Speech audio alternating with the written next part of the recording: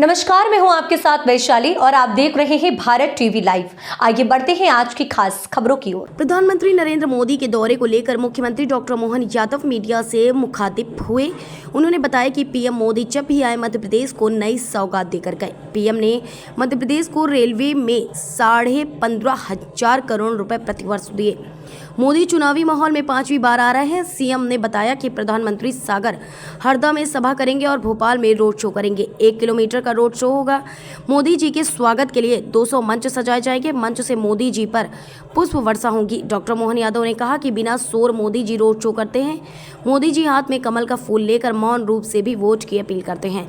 मोदी जी से बाकी पार्टियों को भी यह सीखना चाहिए। भगवा के प्रति कांग्रेस को आपत्ति होगी। हमारे मन में बरसों से भगवा है। हमारी संस्कृति उदार संस्कृति है। मुख्यमंत्री ने कहा कि दुल्हन की तरह भोपाल सजाया जाएगा। संघ ध्वनि के साथ मोदी जी का अभिनंदन होगा। सीएम ने कहा कि कांग्रेस का मैनिफेस्टो हमने देखा। कांग्रेस को पलटी मारने की आदत है। कांग्रेस ने जो मैनिफेस्टो में लिखा है उसके लिए देश के सामने जनता से माफी मांगना चाहिए। हनुमान जयंती की बधाई आशीष जी ने दी है। मेरी अपनी ओर से भी आपका स्वागत है, बधाई है। हम सबका सौभाग्य, परमात्मा की कृपा है। चुनाव का दूसरा चरण सामने आ गया है और एक चरण सफलता के साथ पूरा हुआ।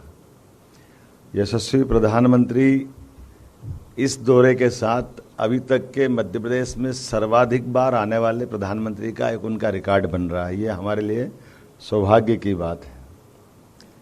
यशस्वी प्रधानमंत्री जब भी आते हैं तो प्रदेश में अभी तक उनके द्वारा दी गई सौगातें अगर अपन हिसाब लगाएं तो लगभग 1.25 लाख करोड़ से ज़्यादा की सौगातें तो सीधे सीधे हमको मिली है। और उसमें भी इस 100 दिन के टेन्योर की बात करेंगे तो 35,000 करोड़ की पार्वती कालीसिंध चंबल परियोजना, इसी 100 दिन के अंदर एक नई परियोजना जो पश्चिमी मध्य प्रदेश और राजस्थान को मिला के 70,000 करोड़ की रहेगी। और 45,000 करोड़ की एक परियोजना जो हम सबके लिए केन बेतवा के नाम से जानी जाती थी, जिसमें कई हर्डल थे, वो उसको दूर करने का भी बड़ा इसी के माध्यम से एक रास्ता मिला है। मुझे इस बात की प्रसन्नता है कि अक्टूबर 2014 में और ख़ास करके सब मिला करके 2 अक्टूबर 2023 में ग्वालियर में 19,000 करोड़ की ऐसे करके कई भूमि पूजन, लोकार्पण, शिलान्यास के पुराने रिकॉर्ड देखें, उसकी तुलना में नए रिकॉर्ड हम देखेंगे तो माननीय प्रधानमंत्री जी के सब क्षेत्रों में समान रूप से जितना ध्यान देना चाहिए थे मध्य प्रदेश का, जो हम स्लोगन चला रहे थे कि एमपी के मन में मोदी और मोदी के मन में एमपी। अकेले रेलवे का मैं बताना चाहूँगा कि रेलवे का 2013 के पहले 150 करोड़ रुपया मात्र हमारे राज्य को मिलता है। आज की स्थिति में 15,500 करोड़ रुपया रेलवे प्रतिवर्ष अपनी इन व्यवस्थाओं के लिए खर्च कर रही है। ये रिकॉर्ड बताता है कि हमारे लिए मध्य प्रदेश का केंद्र सरकार के लिए क्या महत्व है, मोदी जी का मध्य प्रदेश को लेकर क्या महत्व है। आईटी से लेकर इंडस्ट्री तक, इरिगेशन से लगा करके तमाम सभी क्षेत्रों में समान रूप से ध्यान देते हुए जिस प्रकार से माननीय प्रधानमंत्री जी ध्यान दे रहे हैं, ऐसा लग रहा है कि वास्तव में हमारे लिए तो ये सबसे अच्छा स्वर्णिम काल है जब उदारतापूर्वक संसाधन केंद्र सरकार के माध्यम से मध्य प्रदेश को मिल रहा है। चूँकि चुनाव की बेला है और चुनाव की बेला में अभी इसी आचार संहिता के बाद से लगातार 7 अप्रैल जबलपुर, 9 अप्रैल बालाघाट, 14 अप्रैल नर्मदापुरम, 19 अप्रैल दमोह लगातार, और ये अब हमारे यहाँ इसी माह जो कल आने वाले वो 5वीं बार आएंगे। और ये एक सभा थी, लेकिन अभी कल की एक साथ हमारे 2 सभाएं रहेगी, एक सागर में, एक हरदा में और एक रोड शो हमारे यहाँ होने वाला है। कितना अच्छा एक प्रयोग माननीय मोदी जी ने ये भी किया है कि हमारे पास बड़े महानगरों में, मैं जबलपुर में मौजूद था स्वयं, बगैर बोले भी भाजपा का प्रचार कैसे करते हैं ये रोड शो के माध्यम से उनने करके दिखाया है।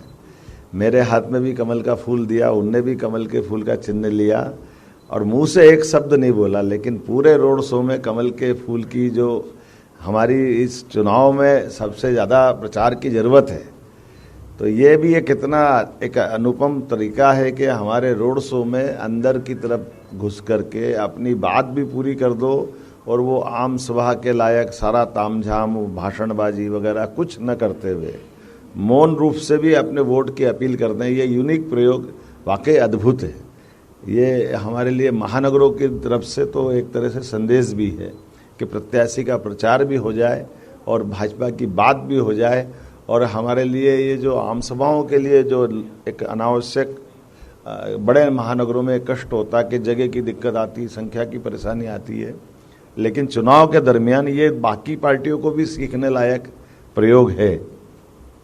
मैं उम्मीद कर रहा हूं कि जिस प्रकार से मोदी जी आ रहे हैं और ये हमारे लिए भोपाल आना है, उनके लिए हमारे लिए सौभाग्य की बात है। राजा भोज की नगरी, रानी कमलापति की नगरी में भव्य रोड शो भी होगा। ये लगभग 1 किलोमीटर का होगा, जो मालवीय तिराहा रोड से प्रारंभ होकर रोशनपुरा पूरा करते हुए मेजर नानके चौराहे तक खुले रथ में वो जनता का अभिवादन करते हुए इस रोड शो को पूरा करेंगे।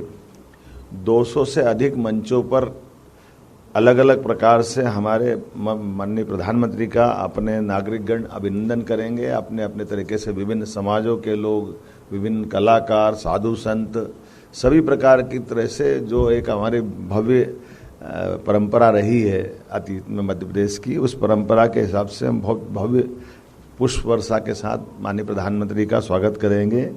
और जैसा कि कहा गया है, कांग्रेस ने जो बोलना बोले, उनको भगवा से आपत्ति हो सकती होगी, लेकिन हमने तो कहा कि भगवा के प्रति ऐसी आपत्ति होना, ये इस आपत्ति पे हमारी आपत्ति है कि इनके मन में जो होगा होगा, लेकिन हमारे मन में तो भगवा के लिए सदैव युगों युगों से भारत में हमारा अपना भगवा, भारत माता के अगर चिन्ह की कल्पना करें, भारत माता के चित्र की, तो उनके हाथ में ध्वज कौन सा है।